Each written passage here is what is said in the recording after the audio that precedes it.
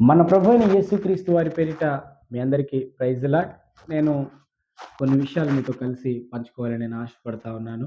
చూడండి, మరి మందిరాలకు వస్తా ఉన్న యవనస్తులే కానీ, లేకుంటే దేవుని బిడ్డలే కానీ ప్రతి ఒక్కరు చూడండి, దేవుడు ఎవరితో సహవాసంతో ఉండమన్నాడు, మనం ఎట్లా ఉండాలి, ఏంది అనేది సేవకుల ద్వారా, లేఖన భాగాల ద్వారా ఎంతోమంది భక్తుల జీవితాన్ని మాదిరికరంగా మనకు పెట్టినాను. అనేకులు ఆ మాటలను విడిచిపెట్టి ఆ మార్గాలను వదిలిపెట్టి వారుగా మార్గాలను ఎంచుకుంటా ఉన్నారు అనేకులు. ఆ విషయం మీద నేను మీతో ఈరోజు మాట్లాడాలనుకుంటా ఉన్నాను. చూడండి, మన వాక్య భాగంలోనికి వెళ్దాము. ఆదికాండము 34వ అధ్యాయము మొదటి నుంచి. లేయా యాకోబునకు కనిన కుమార్తె అయిన దీనా ఆ దేశపు కుమార్తెలను చూడవెళ్ళెను. ఆ దేశము నేలిన హవీయుడైన హమోరు కుమారుడగు షేకెము ఆమెను చూచి ఆమెను పట్టుకొని ఆమెతో శయనించి ఆమెను అవమానపరిచెను. అతని మనస్సు యాకోబు కుమార్తె అయిన దీనా మీదనే ఉండెను. చూడండి, చదవబడిన లేఖన భాగంలో ఒక యవన సహోదరుని గురించి మనం చూస్తూ ఉన్నాము. ఆమె యాకోబునకు లేయాకు పుట్టిన కుమార్తె దీనా గారు. చూడండి, యాకోబు గారు అబ్రహాము గారి నుంచి మొదలు పెడితే అబ్రహాము గారు, ఇస్సాకు గారు, యాకోబు గారు, వారందరూ దేవుని యందు భయభక్తులు కలిగిన భక్తులు. దేవుడు ఏ రీతిగా నడవమన్నాడు ఆ రీతిగా నడిచిన వారు. అయితే వీరు ఒక ప్రాంతమును వదిలిపెట్టి, చూడండి, లాబాను దగ్గర నుంచి తన యాకోబు గారి యొక్క మామ అయిన లాబాను గారి దగ్గర నుంచి వచ్చినాక ఒక దగ్గర వారు గుడారాలు వేసుకున్నారు. ఆ గుడారాలు వేసుకున్నప్పుడు మరి వారి కుమార్తె అయిన దీనా గారు ఆ దేశపు యొక్క కుమార్తెలను చూడటానికి వెళ్ళిందంట. అంటే వారితో పరిచయాలు పెంచుకోవడానికి, వారి యొక్క విధి విధానాలను కానీ లేకపోతే వారితో సహవాసం చేయడానికి వెళ్ళింది. ఇక్కడ చూడండి, వీళ్ళేమో సృష్టికర్త అయిన దేవుని నడిపింపులో ఉన్నవారు, ఆ దేశపు ప్రజలేమో మరి కొంత చూడండి దేవుని ఎరగని ప్రజలు అన్నట్లుగా మనము ఇంకా ముందుకు వెళ్తే మనకు తెలుస్తుంది. మరి నీవు ఆ భక్తిపరుడి యొక్క కుమారుడి వై ఉండి లేకపోతే కుమార్తె వై ఉండి అన్ని జనులతో సహవాసం ఏమన్నా ప్రయోజనం ఉందా? చదవబడిన లేఖనం ద్వారా చూస్తే ఆమె సొంత ఆలోచనతో కుమార్తెలతో పరిచయం పెంచుకోవడానికి బయటకు వెళ్ళినప్పుడు మరి అవమానపరచబడ్డది. ఆమె జీవితమే అస్తవ్యస్తమైన పరిస్థితి. నీ అడుగు వల్లనే కదా, నువ్వు ఆ రోజు బయటకు వెళ్ళకపోయి ఉంటే, నేనేమంటా ఉన్నాను, ఇప్పుడు దీనా గారు ఏదో చేయరాని తప్పు చేసింది లేకపోతే పాపము చేసింది అనటానికి అవకాశం లేదు. కానీ వేసిన ఒక్క అడుగే, ఆ అడుగే నీ జీవితాన్ని అస్తవ్యస్తం చేసింది.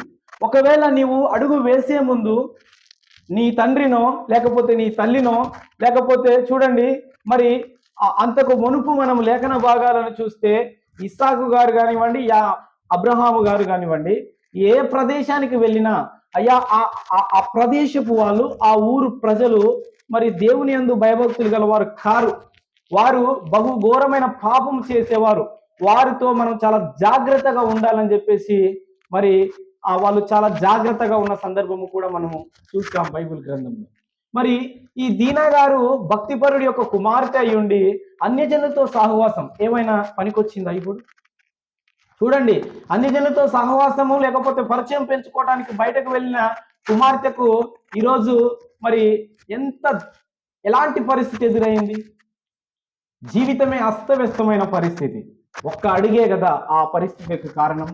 ఆ రోజు వెళ్ళకపోయినుంటే దీనా గారి చరిత్రను, దీనా గారి యొక్క జీవితాన్ని మనం ఈ రీతిగా చూడకపోతా ఉంటాం. కాబట్టి నేనేమంటా ఉన్నానంటే, ఈరోజు యవ్వనస్తులు తల్లిదండ్రులకు తెలియకుండా లేకపోతే తల్లిదండ్రులకు ఇష్టం లేకున్నా కానీ ఎన్నో అడుగులు వేస్తూ ఉన్నారు. ఆ అడుగుల వల్ల నష్టపోయేది ఎవరయ్యా అంటే వారే అండి. ఆ అడుగుల వల్ల నష్టపోయేది ఎవరు? వారి జీవితము అస్తవ్యస్తంగా మారిపోవటము మనం చూస్తాము. దీనా గారి జీవితాన్ని చూస్తే ఎంతో దయనీయకం, ఎంతో ఇబ్బందికరమైన పరిస్థితి.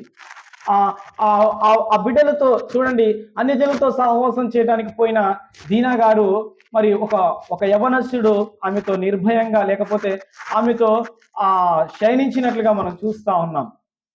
మరి నువ్వు అడుగు వేసే ముందు తల్లిని, తండ్రిని, మరి నేను ఇట్లా వెళ్ళాలనుకుంటా ఉన్నాను, వీరితో సహవాసం చేయాలనుకుంటా ఉన్నాను అని ఒక్క మాట అడిగి ఉంటే నీ పరిస్థితి ఈరోజు ఆ రీతిగా ఉండేది కాదు కదా.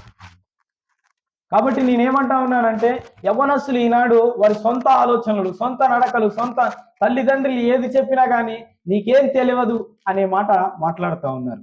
తెలవందే నిన్ను కని నిన్ను పోషించి నీకు చిన్ననాటి నుంచి ఈ దాదాపు 15 ఏళ్ళు లేకపోతే 18 అక్కడి వరకు, ఆ స్థానం వరకు నీవు వచ్చావంటే నీ తల్లిదండ్రులకు తెలవకుండానే నువ్వు వచ్చావా?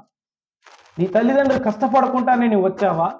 ఒక్క మాట చూడండి, తల్లిదండ్రులు బిడ్డలకు మంచి మంచి స్థానంలో నిలబెట్టాలని రాత్రి పగళ్ళు కష్టపడతా ఉంటారు.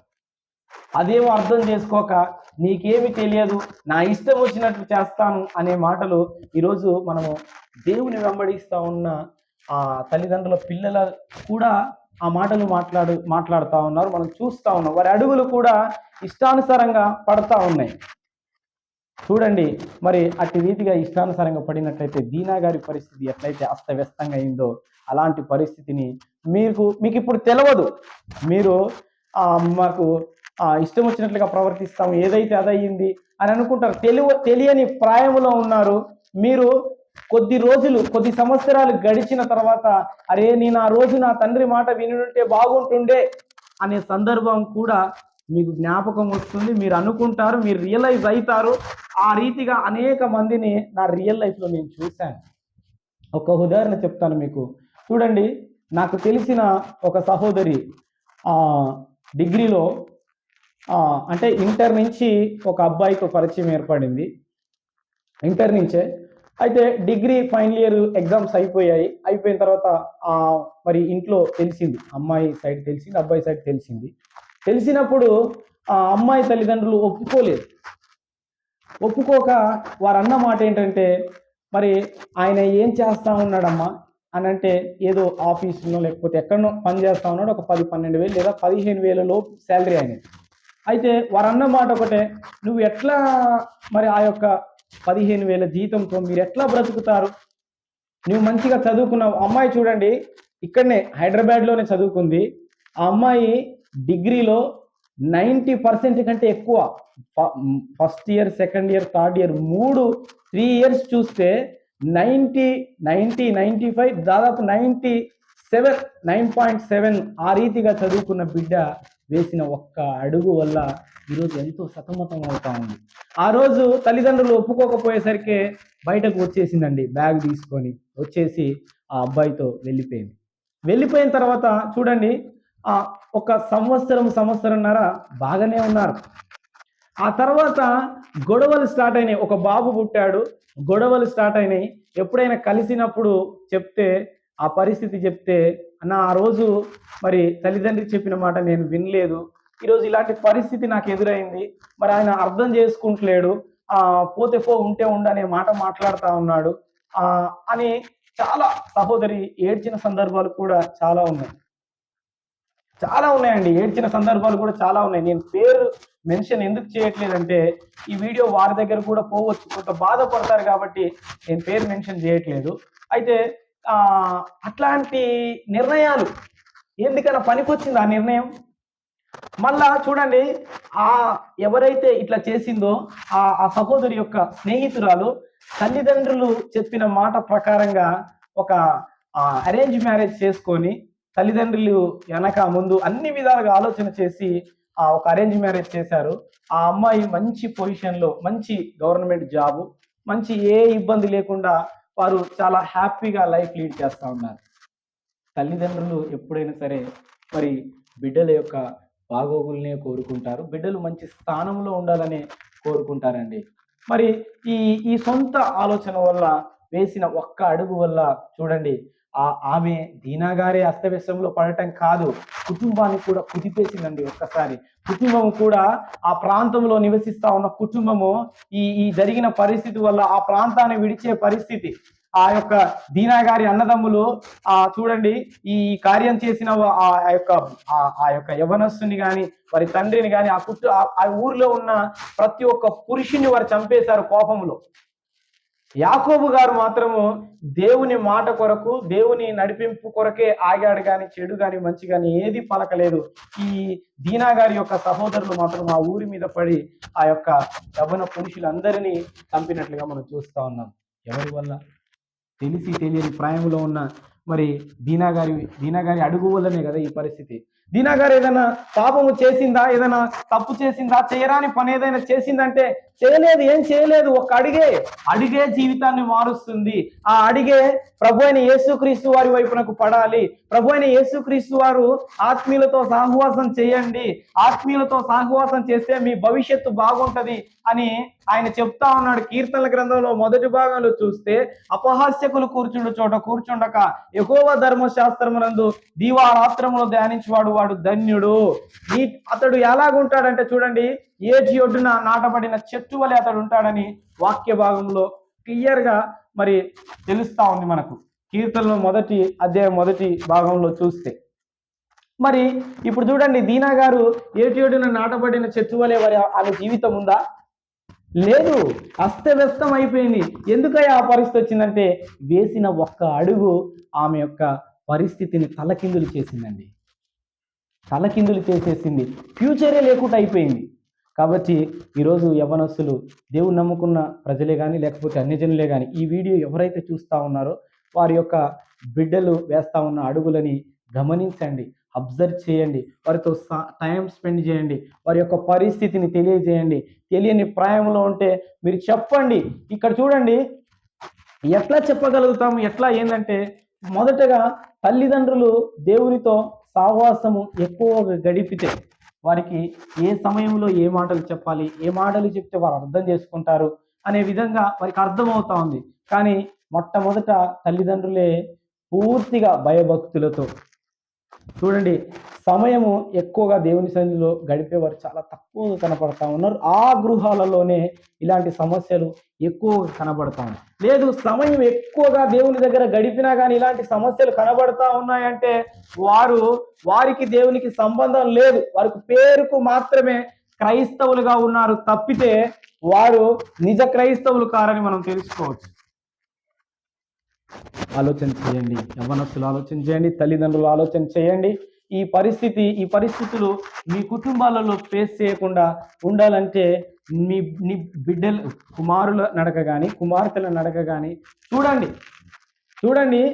యవ్వన పురుషులు కానీ యవ్వన స్త్రీలు కానీ మరి ఉన్నప్పుడు వారు ఇష్టం వచ్చినట్లుగా తిరుగుతున్నప్పుడు ఇంటి పక్కన వాళ్ళు అందరూ చూడగలుగుతారు, కానీ తల్లిదండ్రులు ఎందుకు చూడలేకపోతా ఉన్నారు? ఎవరైనా చెప్పినా కానీ అనేక సందర్భాలలో నేను చూశాను, ఎవరైనా చెప్పినా కానీ ఏమంటా ఉంటారంటే, ఇంకా పైకి ఏం మాట్లాడుతూ ఉన్నావు, నా బిడ్డ లాంటిది కాదు, లేకపోతే నా కొడుకు లాంటి వాడు కాదు అనే మాటలు మాట్లాడుతూ ఉన్నారు. చూడండి, మరి దేవుని దగ్గర ఉన్న ప్రతి ఒక్క వ్యక్తి, నీవు ఎవరిని చూసినా, నీవు నీ బిడ్డను చూసినా, నీ కొడుకును చూసినా, నీ భర్తను చూసినా, నీవు వారి యొక్క జీవితాన్ని చక్కబెట్టే విధంగా జాగ్రత్తతో చూడవలసిన బాధ్యత ఉంది. ముందు చూపు ఉండాలి, వెనక చూపు ఉండాలి. నీ గత జీవితాన్ని చూసినట్లయితే నీవు కూడా అదే ప్రాయం నుంచి వచ్చావు కదా. ఆ ప్రాయంలో ఉన్నప్పుడు ఎలాంటి ఆలోచనలు ఉంటాయి, ఎలాంటి మనసుతో ఉంటాము, ఎలాంటి నడకతో ఉంటాము అనే విధంగా ఆలోచన చేస్తే ఆ బిడ్డని మరి తగు జాగ్రత్తలు చెప్పి మరి వారి మీద మంచి కనుచూపు అంటే దృష్టి నిలిపి వారిని ప్రయోజకులుగా చేయవచ్చు తల్లిదండ్రులు. కానీ సమయం లేదు, మనకు పని చేసుకుంటా ఉన్నారు, కాలేజీకి పంపుతా ఉన్నారు, లేకపోతే స్కూల్కి పంపుతా ఉన్నారు, వారికి బాక్స్ పెడతా ఉన్నారు, పంపిస్తా ఉన్నారు, పోతా ఉన్నారు, అంతే, దట్స్ ఇట్. ఇంకా నీ గత జీవితాన్ని చూసుకుంటే, మన గత జీవితాన్ని చూసుకుంటే, తల్లిదండ్రులుగా ఉన్న మనము గత జీవితాన్ని చూసుకుంటే బిడ్డల్ని ఏ విధంగా పెంచాలి అనే విషయము మనకు అర్థమవుతుంది. గత జీవితాన్ని చూసుకోవటం ఎప్పుడో మర్చిపోయారు క్రైస్తవులైనా అన్యజనులైనా. యవ్వన ప్రాయంలో ఉన్నప్పుడు నా ఆలోచనలు ఏ విధంగా ఉన్నాయి అని చూడగలిగితే మనం బిడ్డల్ని సరైన పెంపకంలో పెంచుతాము. చూడండి, వేసిన ఒక్క అడుగు వల్ల అన్యజనులతో సహవాసం చేయడానికి వేసిన ఒక్క అడుగు వల్ల ఆ బిడ్డ జీవితమే అస్తవ్యస్తమైపోయింది. కాబట్టి యవ్వన పురుషులకైనా యవ్వన స్త్రీలకైనా నేను ఒకటే చెప్తా ఉన్నాను, తల్లిదండ్రులు మిమ్మల్ని మంచి ఉన్నత శిఖరాలను అధిష్ఠించే విధంగా ఉన్నత శిఖరాలను చేరుకోవాలనే వారు మీకు మంచి మాటలు చెప్తారు. మీరు వారి మాట వినకుండా, లేకపోతే దేవుని మాటలు వినకుండా ఇష్టానుసారంగా ప్రవర్తించినట్లయితే మీ జీవితమునకు మీరే ఉత్తరవాదులు. మీ జీవితము అస్తవ్యస్తంగా ఉండే పరిస్థితి, ఆ సహోదరి యొక్క పరిస్థితి ఈనాడు చూస్తే ఎంతో ఇబ్బందికరమైన పరిస్థితి. ఒక్క మాట చెప్తూ చూడండి, తల్లిదండ్రి మాట విని అరేంజ్ మ్యారేజ్ చేసుకున్నామేమో, మంచి అంటే మీకు అర్థమయ్యే రీతిలో చెప్తా ఉన్నాను నేను, మంచి ఫ్లాట్ తీసుకొని అందులో చూడండి, ఒక ఫ్లాట్ అంటే 2 బెడ్రూమ్స్ వెళ్ళాలి, లేకపోతే ఒక బెడ్రూమ్, ఒక బాత్రూమ్, ఒక కిచెన్, మంచి అన్ని సౌకర్యాలు. కానీ ఇష్టం వచ్చినట్లుగా తన ఇష్ట ప్రకారంగా బయటకు వెళ్ళిన ఆ సహోదరి మాత్రము ఉన్నది ఒక్కటే రూమ్లో. ఇంకా ఇంకా ఇంకా మీ ఇంకా ఇంకా ఇంకా చెప్పాలంటే ఒకటే రూమ్ కాదు, లైన్ ఎమ్మటి 4-5 రేకుల రూములు, అందులో ఈమె ఒక రూము, అందరికి కలిసి ఒకటే బాత్రూమ్. ఎలాంటి పరిస్థితి? ఆ పరిస్థితి ఊహించుకోండి ఒక్కసారి ఆ యొక్క జీవితాన్ని ఊహించుకుంటే మీ ఒళ్ళులో జనకు పుడుతుంది. అలాంటి పరిస్థితి ఏ యవ్వనస్తునికి, ఏ యవ్వనస్తురాలకి రాకూడదు. తల్లిదండ్రి చెప్పిన మాట వినండి. దేవుడు మరి తల్లిదండ్రులకు విధేయులై ఉండండి అని చెప్తా ఉన్నాడు యేసుక్రీస్తు వారు. కాబట్టి మరి యేసుక్రీస్తు వారు చెప్పిన విధంగా మీ తల్లిదండ్రుల మాట విని మంచి ఉన్నత శిఖరాలని అధిష్ఠించండి. అదే రీతిగా తండ్రికి మహిమ తీసుకురండి. యేసు ప్రభు వారికి మహిమ తెచ్చే విధంగానే మీ అడుగులు ఉండాలి తప్పితే అవమానం తెచ్చే విధంగా మీ అడుగులు ఉండకూడదు. ఇప్పుడు చూడండి, యవ్వన పురుషులను గురించి, యవ్వన స్త్రీలను గురించి మనం చెప్పుకున్నాము. ఇదే పరిస్థితి ఇప్పుడు ఈ దీనా గారి విషయంలో జరిగింది. అదే రీతిగా యవ్వన పురుషుడు ఆ స్థానంలో ఉన్న తల్లిదండ్రి మాట వినకుండా అట్లా ప్రవర్తించిన ఆయన పరిస్థితి కూడా అదే. పురుషుడేమి ఎక్కువ కాదు, స్త్రీ ఏమి తక్కువ కాదు. కాబట్టి నేనేమంటా ఉన్నానంటే, పురుషులు చేసిన, స్త్రీలు చేసిన దేవుని మాట వినకుండా, లేకుంటే తల్లిదండ్రి మాట వినకుండా మరి అడుగులు వేసినట్లయితే ఎంతో ఇబ్బందికరమైన పరిస్థితి. ఈ దీనా గారు ఒక్క అడుగు వల్ల జీవితమే అస్తవ్యస్తమైపోయింది. ఆ తల్లిని లేకపోతే తండ్రిని ఒక్క మాట అడిగి ఉంటే, అమ్మా నేను వారితో స్నేహం చేయాలనుకుంటా ఉన్నాను, వారి యొక్క పరిచయాలు పెంచుకోవాలనుకుంటా ఉన్నానని యాకోబు గారిని ఒక్క మాట అడిగి ఉంటే, యాకోబు గారు చెప్తా ఉండే, నానా వద్దు తల్లి, వీరంతా అన్యజనులు, దేవుణ్ణి ఎరగని ప్రజలు, వీరితో సహవాసము మన యొక్క సాక్ష్యాన్ని కోల్పోయే విధంగా, మన జీవితం అస్తవ్యస్తంగా అయ్యే విధంగా ఉంటుంది తల్లి, వద్దమ్మా అని చెప్తుండే. ఆ చిన్న కూతురుకు చెప్తా ఉండే దీనా గారికి. ఈ రోజు యవ్వనస్తులకు ఎంత చెప్పినా అర్థం చేసుకోవట్లేదు. అర్థం చేసుకోకుండా జీవితం అస్తవ్యస్తమైపోయిన తర్వాత ఇప్పుడు ఏడిస్తే వస్తుందా అండి? రాదు.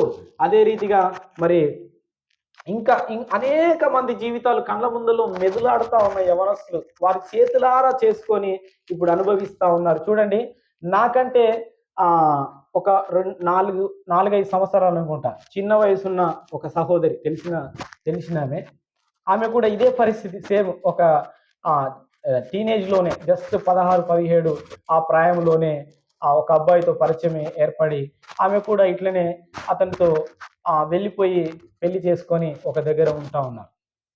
అయితే వారు కొంత మాకు దగ్గర బంధువులు అవటంతో నేను ఒకసారి ఫోన్ చేసి ఎక్కడున్నారో అని చూసి కనుక్కొని అక్కడికి వెళ్ళి అనేక విషయాలు చెప్పినప్పుడు, లేదు బ్రదర్, నేను అతను లేకపోతే ఉండలేను అనే మాట మాట్లాడింది. ఆయన కూడా లేదు, నేను ఆమె లేకపోతే నేను బ్రతకలేను అని వాళ్ళు మాట్లాడారు. ఒకటే మాట, ఈమె అదే మాట మాట్లాడుతుంది, ఆయన అదే మాట మాట్లాడుతూ ఉన్నాడు. లేకపోతే బ్రతకలేము అనే మాటలు వారి నోటెమ్మటి నేను విన్నాను. నేను చెప్పాను ఆ రోజే, మీరు ఈ రోజు ఈ మాట మాట్లాడుతూ ఉన్నారు, ఒక 5 years లేదంటే ఒక 2 years తర్వాత ఈ మాట మీరు చెప్పగలుగుతారా అని నేను అన్నప్పుడు వారు అన్న మాట ఒకటే, 2 years కాదు బ్రదర్, లైఫ్ టైం ఇదే మాట మేము చెప్తాము అని వారు అన్నారు. కానీ తీరా ఒక 2.5 సంవత్సరాల తర్వాత చూడండి, 2 పిల్లలు, మొదటగా ఆడపిల్లలే పుట్టారు. 2 పిల్లలు పుట్టిన తర్వాత ఆయన బిహేవియరే మారిపోయిందండి. ఆయన వేరొక అమ్మాయితోని పరిచయం పెంచుకొని ఆయన ఇష్టం వచ్చినట్లుగా జీవిస్తూ ఉన్నాడు. ఆ ఆ పరిచయం ఏర్పడ్డ అమ్మాయిని వివాహం చేసుకొని ఆయన ఆ అమ్మాయి కూడా మరి కొడుకు అనుకుంటా, ఆ అమ్మాయి కొడుకు పుట్టిండు. ఎప్పుడైతే వేరొక అమ్మాయికి వేరే అమ్మాయితో పరిచయం ఏర్పడిందో ఆమెను వివాహం చేసుకున్నాడు. ఎప్పుడైతే కొడుకు పుట్టిండో ఈ సహోదరిని వదిలిపెట్టిండు. ఈ సహోదరి ఆ ఆడబిడ్డల్ని పెంచుకుంటూ ఒక దగ్గర రూమ్ తీసుకొని పని చేసుకుంటూ బ్రతుకుతా ఉంది. ఇప్పుడు ఎప్పుడైనా కలిస్తే మరి ఎంతో ఇబ్బందికరంగా ఆ విషయాన్ని చెప్తా ఉంటుంది. అన్న, ఆ రోజు నువ్వు చెప్పావు నేను వినలేదు అనే మాట చెప్తా ఉంటుంది. కాబట్టి నేనేమంటా ఉన్నానంటే యవనస్తులతో ఈరోజు నేను చెప్తా ఉన్నాను, మీరు దేవునికి విధేయులై దేవుడు ఏ రీతిగా అయితే ఉండమంటా ఉన్నాడో ఆ రీతిగా ఉండండి. అదే రీతిగా మీ కన్న తల్లిదండ్రులు ఎట్లయితే ఉండమంటా ఉన్నారో ఆ రీతిగా ఉండండి. మీకు ఏ సమయానికి ఏది కావాలో మీ తల్లిదండ్రులకు తెలుసు. ఎందుకంటే ఆ సందర్భం నుంచే వారు వచ్చారు. వారికి తెలుసు నీకు వయసు వస్తా ఉందా, నీకు వివాహం చేయాలని తెలుసు వాళ్ళకు. నీవు మంచి చదువులు చదువుతా ఉన్నావా, ఇంకా ఉన్నత చదువులు చదివించాలని వారికి తెలుసు. దాని కొరకు వారు చాలా కష్టపడతారు. రీసెంట్ గా జరిగిన ఒక విషయాన్ని కూడా మీకు చెప్తాను చూడండి. మా మిస్సెస్ స్కూల్ టీచర్, మీ అందరికి తెలుసు. అయితే ఆమె పని చేస్తా ఉన్న స్కూల్లో మరి ఒక బాబుని తీస్తా ఉంటే వారు డైరెక్ట్ గా ఇంటికి వెళ్ళి, ఎందుకు తీస్తా ఉన్నారు సార్ మీ బాబుని, మా స్కూల్లోనే ఉంచండి అని అన్నప్పుడు, లేదండి అక్కడ వారి సాహవాసం బాగలేదు, లేకుంటే అది దగ్గరగా ఉంది అనే విధంగా వారు మాట్లాడినప్పుడు, లేదండి మా స్కూల్లోనే ఉంచండి, మేము బాధ్యత తీసుకుంటామనే మాట వారు మాట్లాడిన తర్వాత ఆ తల్లిదండ్రులు అన్న మాట నన్నే కదిలించిందండి. వారు ఒక మాట అన్నారని చెప్పింది మా మిస్సెస్. మేడం, మీ అందరికీ చేతులెత్తి దండం పెడతా ఉన్నాం. మాకు ఉన్నది ఒక్క పిల్లవాడు, వానికి ఏది తక్కువ లేదు, కానీ మాట వినట్లేదు. ఎట్లనైనా మంచి చదువు చెప్పండి, మంచి స్థానంలో ఉండే విధంగా కొంచెం కేర్ తీసుకోండి మేడం, మీకు దండం పెడతానని చెప్పేసి అందరూ దాదాపు 5-6 టీచర్స్ పోతే వారందరికీ దండం పెట్టిన పరిస్థితి. తల్లిదండ్రులు ఎవరి కోసం అండి ఆలోచన చేసేది? బిడ్డల కోసమే కదా. అదే రీతిగా పెద్దవారుగా ఉన్న మరి మీరు కూడా చూడండి, మీరు వేస్తా ఉన్న అడుగులు, మరి ఇప్పటి వరకు మనం యవ్వనస్తుల గురించి చెప్పుకున్నాము. వారు వేసిన అడుగు వల్ల ఇలాంటి పరిస్థితులు అవుతా ఉన్నాయి. తల్లిదండ్రులుగా మీరు తీసుకోవాల్సిన జాగ్రత్తలు కూడా మనం చెప్పుకున్నాము. మరి ఇప్పుడు తల్లిదండ్రులుగా ఉంటా ఉన్న మనము వేస్తా ఉన్న అడుగుల గురించి మనం రెండవ పార్ట్గా మరి పార్ట్ 2లో చెప్పుకుందాము. మరి ఆ బిడ్డలకు సరి అయిన త్రోవలు చూపించవలసిన మనమే మన అడుగులు తడబడితే, మన అడుగులు దేవుని దగ్గర ఉన్నప్పుడు దేవుని ఆధీనములో ఉండకుండా అన్యజనులతో సహవాసం చేసే విధంగా అన్య ఆచారాలు మన గృహములో ఉన్నట్లయితే దేవుడు మన యందుండి మన బిడ్డలని కాపాడుతాడా? లేదు, కాపాడు. ఎందుకంటే చూడండి, ఆ పార్ట్ 2లో పంచుకొనబోతా ఉన్న విషయాన్ని ఒక నిమిషంలో మీకు చెప్తాను. చూడండి, ఏ ఇంటిలో అయితే అన్యజనుల ఆచారం ఉంటుందో ఆ ఇంటిలో గాని చేస్తా ఉన్న మనిషి హృదయములో గాని దేవుని ఆత్మ నివాసము చేయదు. దేవుని ఆత్మ ఎక్కడైతే ఉండదో అక్కడ ప్రతి నీచమైన కార్యము, ప్రతి అల్లరి, ప్రతి దూషణ అక్కడ జరుగుతుంది. అలాంటి గృహములో బిడ్డలు ఏ రీతిగా పెరుగుతారు? జ్ఞానం ఉండాలి కదా మనకు. తల్లిదండ్రులుగా ఉన్న మనకు దేవుడు చెప్పినట్లుగా జీవించాలి కదా. మరలా బిడ్డల జీవితం ఇట్లా అయిపోయింది, అట్లా అయిపోయింది చెప్తే మాట వింటలేడు. ఎందుకు వినరు బిడ్డలు మాటలు? ఎందుకు వినరండి? నీవు ఉండాలి ఫస్ట్ సరిగ్గా. నీవు చూడండి, సృష్టికర్త అయిన ఆయన పాదాల దగ్గరికి వచ్చినప్పుడు మరి ఒకటే ఆలోచన మీద, ఆయన ఆలోచనలోనే ఉండకుండా నీకు 2 విధాలుగా, ఒకటి దేవుడు కావాలి, ఇంకోటి ఆచారం, అన్యజనుల ఆచారం కావాలి. ఇప్పుడు దీనా గారి పరిస్థితి చూస్తే ఏమైంది? అన్యజనులతో సహవాసం అనే ఒక్క విషయమే కదా కుటుంబాన్ని మొత్తం కదిపింది. కాబట్టి ఈ విషయం గురించి మనం పార్ట్ 2లో మాట్లాడుకుందాం. యవ్వనస్తులారా, యవ్వన పురుషులారా, యవ్వన స్త్రీలారా, ఒక్కసారి ఆలోచన చేయండి. తల్లిదండ్రులు చెప్పేది మీ కొరకే. దేవుడు చెప్తా ఉన్న ప్రతి లేఖనములో మరి చూడండి, ఆయన చూపిస్తా ఉన్నా, లేకపోతే ఆయన కనుపరుస్తా ఉన్న భక్తుల యొక్క జీవితాన్ని చూడండి. చూసి ఆ ప్రకారంగా మీరు ఉన్నట్లయితే ఒకనాడు మీరు ఉన్నత శిఖరాలను అధిష్ఠిస్తారు. ఆ రోజు చూడండి, మీకు జ్ఞాపకం వస్తుంది, ఆ రోజు నేను నా తల్లిదండ్రుల మాట వినటం వల్లనే ఈ రీతిగా ఉన్నాను. వినని మీ ఫ్రెండ్సే కానీ, లేకపోతే ఇంకోరు కానీ వారి పరిస్థితిని చూసినప్పుడు మీరు అరే నేను ఆ విధంగా ఉండవలసిన వాడిని ఈ విధంగా ఉన్నాను అనే విధంగా మీరు ఖచ్చితంగా అనుకుంటారు. కాబట్టి దేవుని పట్ల విధేయులై ఉండండి, తల్లిదండ్రుల మాట వినండి. మరి ఈ కొద్ది మాటలు దేవుడు దీవించును గాక. దేవుడు మిమ్మల్ని అందరినీ, వాక్యం విన్న వారందరినీ దేవుడు దీవించును గాక. ఆమెన్. Praise the lord.